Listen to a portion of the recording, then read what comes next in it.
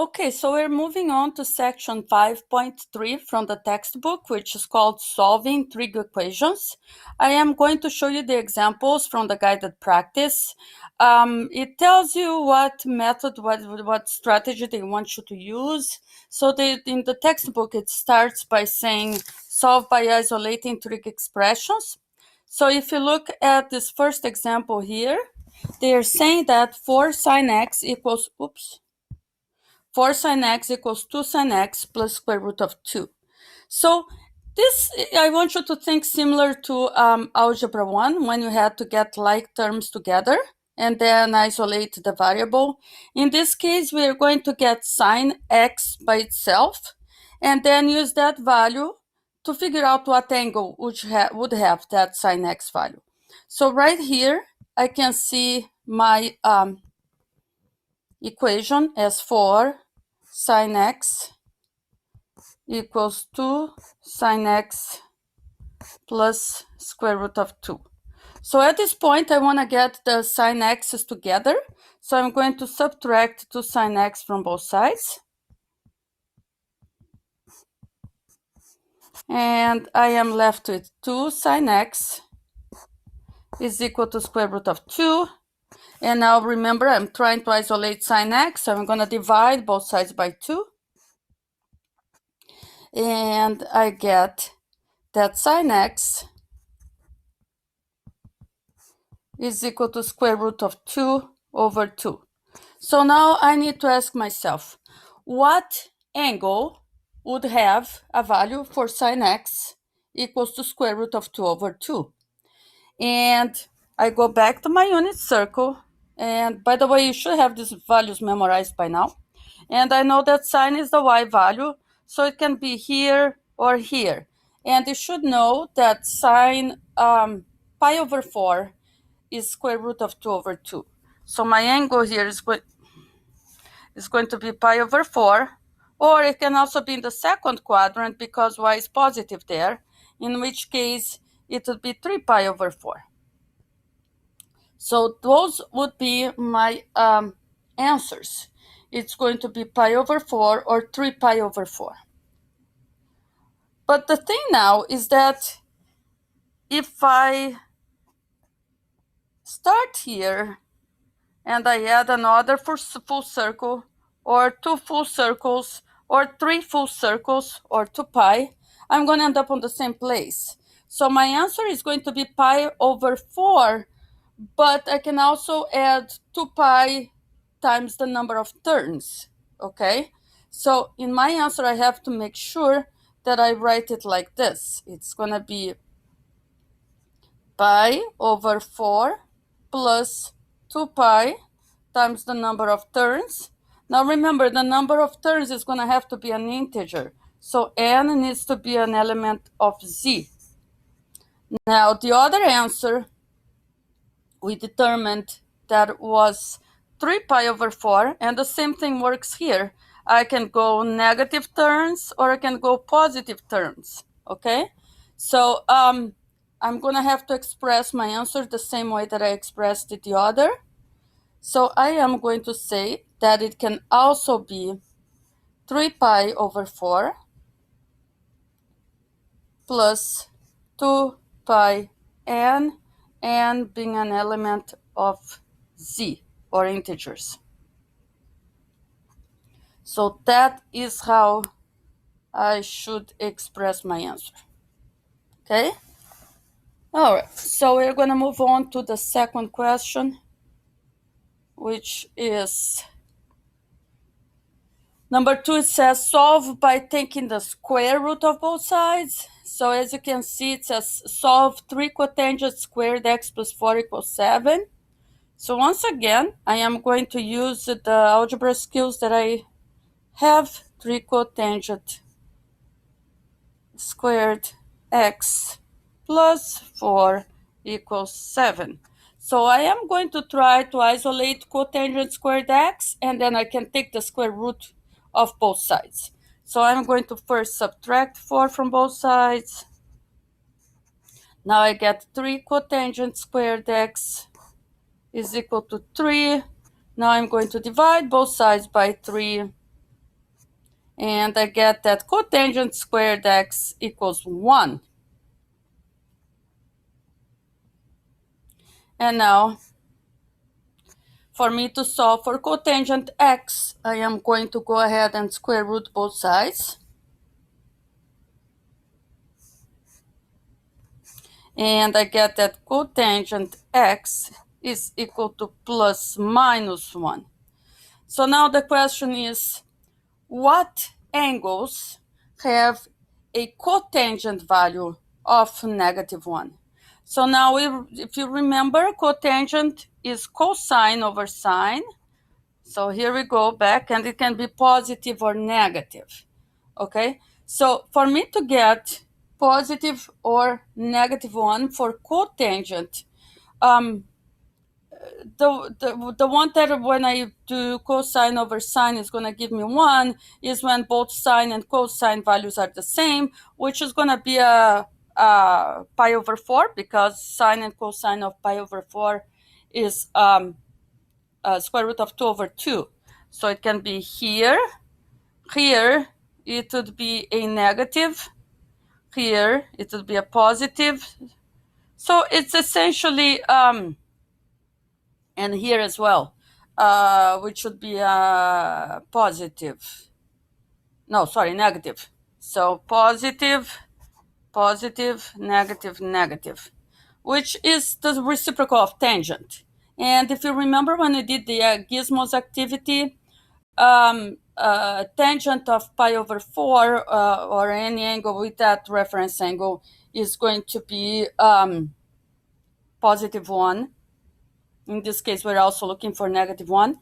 So pi over 4, this would be 3 pi over 4. This would be 5 pi over 4. And this would be 7 pi over 4. So any of those, or like we did before, plus 2 pi n would work.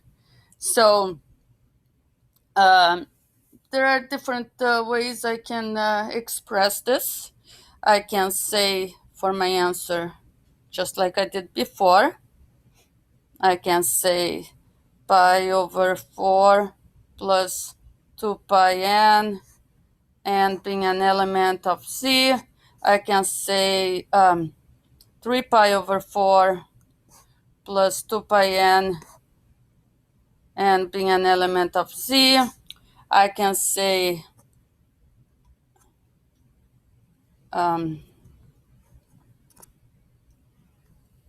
5 pi over 4 plus 2 pi n, and being an element of z, or I can say 7 pi over 4 plus 2 pi n, and being an element of z. Okay? Now, if you want to write a shorter answer, you should be able to see that every 180 degrees, you get either a positive or a negative. So if you look over here, if this 2 will give you positive, and this 2 will give you negative value. So this equal negative 1, the yellow ones equal positive 1 for cotangent, the green ones equal negative 1 for cotangent. So we can also, instead of writing 4 of them, let me see if I can move this down.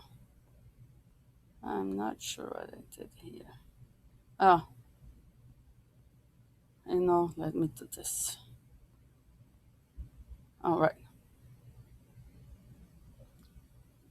So another option then, instead of writing it 4 times, would be to just write pi over 4 plus pi times n, not 2 pi, because it's every 80 degrees, n being an element of z. Or we could also do 3 pi over 4 plus pi n, and being an element of z. Okay, so these two are essentially the same thing. It's just that here I use 2 pi, here I used pi. Okay, so these two go together on this side, and then the bottom ones go with the 3 pi over 4 plus pi n, and being an element of z. All right. Now this one is different from the other problems because now they are restricting the interval for the answers. So they're saying they don't want you to find all the solutions. They just want you to find the solutions in that interval between 0 and 2 pi. So, and they say by factoring. So what I'm going to do here is I am going to move everything to the same side and then factor out cosine x. Okay, so 2 sine x cosine x minus radical 2 cosine x equals 0. Why am I doing that? So I can factor out cosine x. Now, one thing that people sometimes want to do is cross this out. You really cannot do that because you'll be leaving out one of the solutions, okay? So you cannot do that. You can't divide and then cross out. Cannot do that. If you subtract and it goes away, that's one thing, but you can't just cross out the cosine x. So now that I have that, I can factor cosine x. And I have 2 sine x minus radical 2 equals 0. So now I can set cosine x equals 0, and that's why I cannot cross out the cosine x. And then the other portion of the equation is going to be 2 sine x minus radical 2 equals 0. So now I can say that 2 sine x, I can add square root of 2 to both sides, is equals square root of 2. And now I am going to go ahead and divide both sides by 2.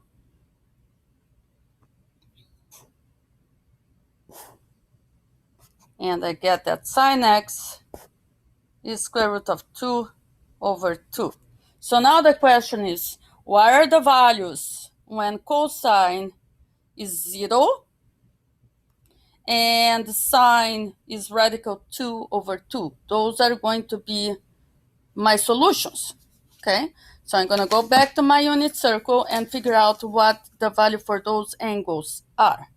And it has to be in the interval 0 to 2 pi, because that is what is up there, including 0, not including 2 pi. So here we are. Cosine 0, remember, cosine is the x value. So then that means that these points here, remember that this was 1, 0, this was 0, 1, this was negative 1, 0, and this 0, negative 1. You already know that the one with pi over 2 is going to be pi over 4, and can also be this one. So it's going to be pi over 4 and 3 pi over 4. And so, and for cosine 0, it's going to be this one or this one. So my solutions now are going to be pi over 2, which is over here, or 3 pi over 2. Can also be pi over 4 or 3 pi over 4. Those are my solutions in that interval. Okay, now we move on to 3b. So for this one, they suggested that I factor, and I am going to do that. Okay. So here we have, I am going to move everything to the same side. Okay, so for cosine squared x plus 2 cosine x minus 2 radical 2 cosine x, and I'm going to move the radical 2 to the other side, so minus square root of 2 equals 0. Now I can't factor just one thing out, so I'm going to group. I am going to group this 2, and I'm going to group this 2. So I'm going to do 2 cosine x, and then I factored out 2 cosine x. So 4 cosine squared x divided by 2 cosine x is 2 cosine x. 2 cosine x divided by 2 cosine x is 1, plus 1. And here I'm going to factor square root of 2. So minus square root of 2, and I'm left with 2 cosine x minus 1 equals 0. Beautiful, that's just what I want. Oh, this should be a plus because I pulled out a negative here. Good, so those look alike. So whatever is outside the parentheses I can group together, and I leave whatever is inside the parentheses together. So I get 2 cosine x minus square root of 2 times 2 cosine x plus 1 equals 0. Now I set each set of parentheses equal to 0, and I can solve. So I can say 2 cosine x minus square root of 2 equals 0. And I can say 2 cosine x plus 1 equals 0. I move the square root of 2 to the other side. So now I have 2 cosine x equals square root of 2. Divide both sides by 2. And which is the angle that has a cosine value equals to square root of 2 over 2? Oh. And back to the unit circle, you already saw that. Cosine is the x, so it's going to be first and fourth quadrants. So we are talking pi over 4 and 7 pi over 4. And after we have that, we got to work on the other side. So this is going to be pi over 4 and 7 pi over 4. And for this one, it's going to be 2 cosine x equals negative 1, cosine x equals negative 1/2, which angles have cosine value of negative 1/2, and the answer for those ones would be 2 pi over 3 and 4 pi over 3, because I know that cosine 60 is a half, but we are talking this side, so that means that it would be over here and over here. So pi minus pi over 3 would be 2 pi over 3, and over here it would be pi plus pi over 3, which would be 4 pi over 3. So those would be the solutions. So 2 pi over 3, 4 pi over 3. So now I can write a little bit better my solutions. So I'm going to say that my solutions are pi over 4, 7 pi over 4, 2 pi over 3, and 4 pi over 3. Remember, these are in that interval, 0 to 2 pi. And then we go to the next one, 5a, which says 1 minus cosine equals 2 sine squared x. They want you to find all the solutions. When I look at this problem, I can clearly see that I have two different trig functions there. I have a cosine and a sine. So I have to rewrite one of them to be able to solve this, because it's only one equation. So what I do know, I know that sine squared x is the same thing as 1 minus cosine squared x. It's one of the Pythagorean identities. Remember, sine squared x plus cosine squared x equals 1. So I'm going to rewrite that. I'm going to say that 1 minus cosine x is equal to 2 parentheses, and I'm going to rewrite sine squared x as 1 minus cosine squared x. And now I'm going to go ahead and distribute. I get 1 minus cosine x is equal to 2 minus 2 cosine squared x. And now I can move everything to the same side, and I'm left with 2 cosine squared x. I moved this to the other side, minus cosine x, and 1 minus 2 would be minus 1, equals 0. And now I can use AC method to factor this, and AC is negative 2. I need two numbers that multiply to negative 2 and add to negative 1, so it's going to be negative 2 and positive 1. Divide both sides by this number, simplify, and write from bottom to top. So one factor is going to be cosine x minus 1, and the other is going to be 2 cosine x plus 1 equals 0.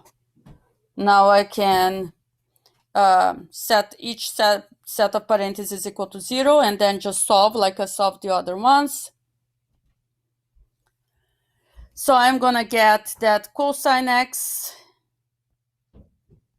is 1, and on the other side, cosine x is negative 1/2. I already know the values for those. Cosine x equals 1 is going to be 0, and negative 1/2, we already did that one, is 2 pi over 3 and 4 pi over 3. So now I write my solutions, which are 0, 2 pi over 3, 4 pi over 3. Done. Bingo. Finito. And then we have the last for example 5. And then we just have to do a couple more. So this one says cotangent squared x, cosecant squared x plus 2 cosecant squared x minus cotangent squared x equals 2. So it looks complex, but I should note that I can factor something out. So what I'm going to do,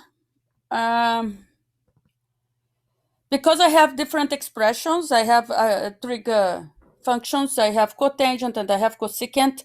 First, I'm going to rewrite one of them to match the other using one of the identities, okay? So one of the identities says that cosecant squared x is 1 plus cotangent squared x. So I'm going to write that here. Cosecant, I'll use another color. Cosecant squared x is equal to 1 plus cotangent squared x, Pythagorean identities. So I'm going to rewrite that, and every time I see cosecant squared x, I am going to write as 1 plus cotangent squared x. So here we go. Cotangent squared x times 1 plus cotangent squared x plus 2 times cotangent squared, let me just keep the same order so it's not confusing. Let me do 1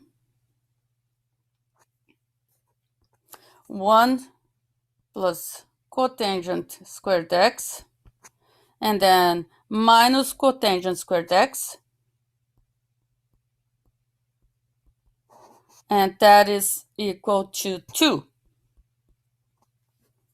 Okay. All right, so now I'm going to go ahead and distribute. So I get When I multiply out, I get cotangent squared x plus cotangent to the fourth power x plus 2 plus 2 cotangent squared x minus cotangent squared x equals 2. Now, let's see what I can do here. There are some cotangent squared x's that I can combine. So cotangent squared x minus cotangent squared x is 0. So now I have cotangent to the fourth power x. And then I have plus 2 cotangent squared x. And now I have 2 over here, minus 2 is just going to be 0, so I'm good. Equals 0. Now I can factor out the common factor. I have cotangent squared x, parentheses, cotangent squared x plus 2 equals 0. And now I have that cotangent squared x equals 0. On the other side, I'm going to have cotangent squared x equals negative 2, and this doesn't work. It does not exist, so I just have to find a solution for cotangent squared equals 0, and the place where cotangent squared, remember, cotangent is cosine over sine, so I'm looking for the place where cosine is 0, and sine is either positive or negative 1. So the solutions for this would be pi over 2 and 3 pi over 2.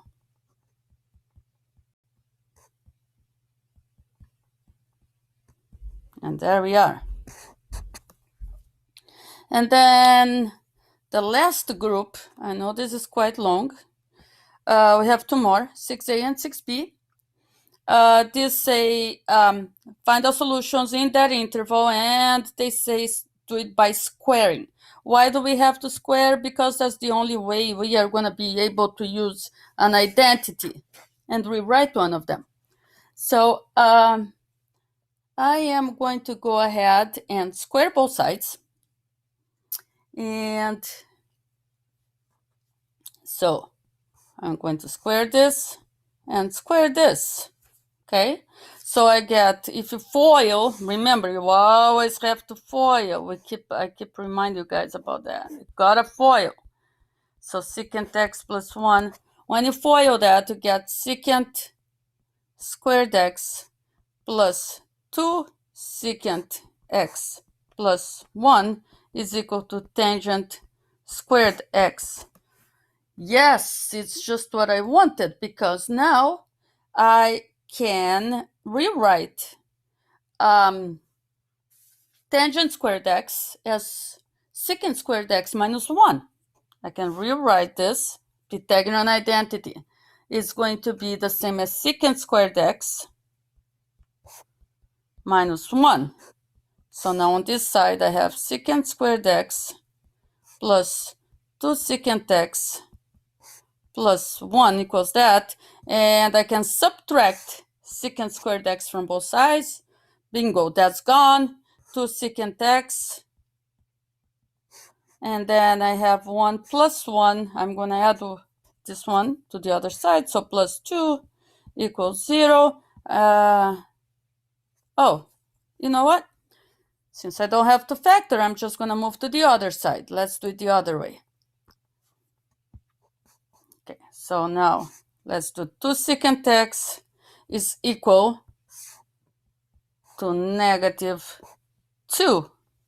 And now I can divide both sides by 2.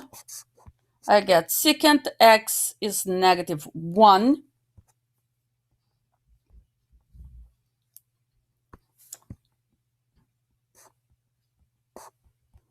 Now remember, secant is the reciprocal of cosine. So I'm looking for the places where cosine is negative 1. And the only place where cosine is negative 1, this one is positive 1, this one is negative 1. So my solution is just going to be pi. All right? And then the last question here, we are almost done. Cosine x equals sine x minus 1. Once again, if I leave it like this, I cannot apply any of the identities. So I am going to go ahead and square both sides. And I get cosine squared x equals, gotta FOIL that one too, sine squared x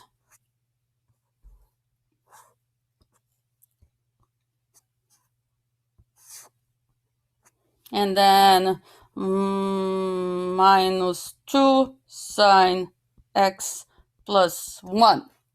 Okay, now I could rewrite the sine squared x in terms of cosine squared x, but I don't want to do that because I have a sine x here. So I'm going to rewrite cosine squared x in terms of 1 minus sine squared x. So I'm going to replace cosine squared x for 1 minus sine squared x and leave everything else alone. And at this point, I can subtract 1 from both sides. Those go away. And I get, instead of moving everything to the left-hand side, I'm going to try to get a positive sine squared x. So I am going to do this. I'm going to add sine squared x to both sides. I get 0 equals 2 sine squared x minus 2 sine x. And at this point, I can factor out 2 sine x. So I get 0 is equal to 2 sine x. 2 sine squared x divided by 2 sine x is just sine x.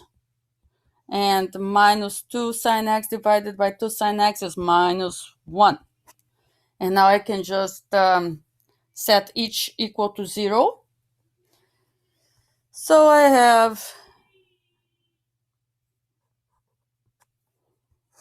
2 sine x equals 0, and I have sine x minus 1 equals 0, which means sine x is 1. And here you divide both sides by 2, you get sine x equals 0. So where are the places where the sine value are 0 and 1? So my answers are going to be sine is the y value. So the y value is 0 at pi over 2, sine, well, okay, sine. So this, let's go back to this, it's 1, 0, 0, 1, negative 1, 0, 0, negative 1. Okay, so we're looking for the y value that is 0 or 1. And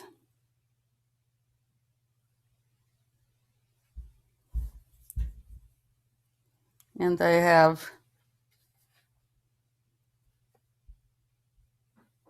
have pi over 2 and pi.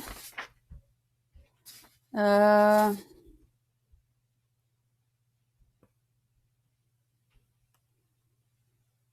think there should be also, I'll double check, but I think it's, what's the interval here? Let me look again. 0 and 2 pi. Okay. So, yeah, I think I just forgot an answer for the other one. So yeah, 0, I'll double check. Pi over 2, and I also have pi.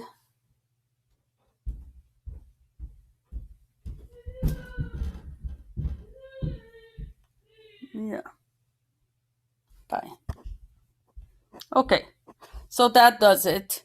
I'm going to make another recording to show you how to how to make it easier to remember the values for sine, cosine, of the reference angles. Okay, so that is coming up very soon. Thank you.